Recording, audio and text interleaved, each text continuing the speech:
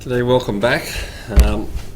Just going to do a few bits of manipulation here and a few little bits of labeling.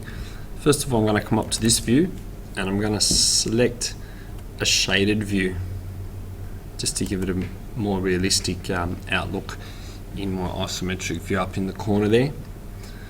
The next thing I'm going to do is select my front view, and if I go into this drawing panel, toggle label visibility. It's a pretty big one. It's one that if someone doesn't show you, it's quite hard to find. Right here, I'm going to put in front view.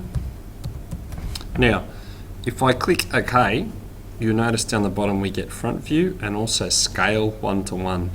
If I go back, where this little pencil is here, if I want to get rid of that scale, I have to delete scale and OK, and hopefully that will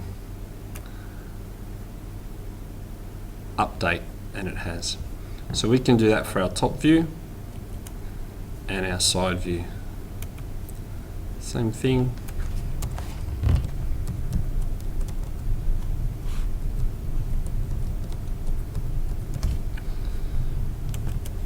Just toggle our little pencil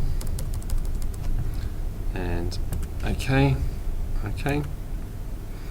top view and right side view.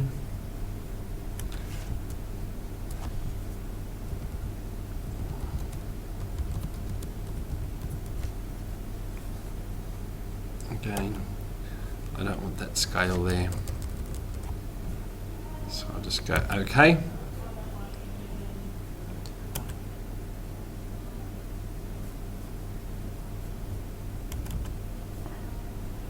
Of course, you've got to use the toggle button, and there it is. And of course, the same with everything, you can just click and drag into place when you're quite comfortable with the front view, top view and side view. Now if I wanted to add in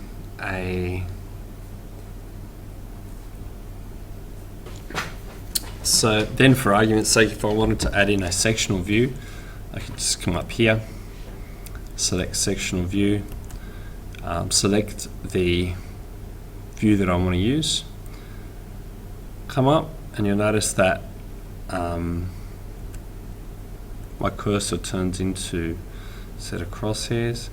I just draw a line down where I want the cross section to be, right click, continue, and again I've got options up here as opposed to what I want to do with the sectional view. I guess one good thing about the sectional view is you can move that and it will change the view. So now I've got a section view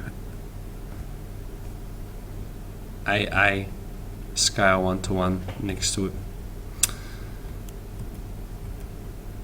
Okay, so another little thing I might just play around with, I'm going to go up to my isometric view. I might decide that I want that a little bit smaller. I might choose half here. Again, I'm going to turn on the toggle visibility, and I might just name that ISO view. And if I come back into this part here, I'm actually going to want the scale to be represented. So if I just leave that there, click here, suddenly my view shrinks to half its size, and I've got my little isometric view up in the right corner with a scale of 1/2 or half.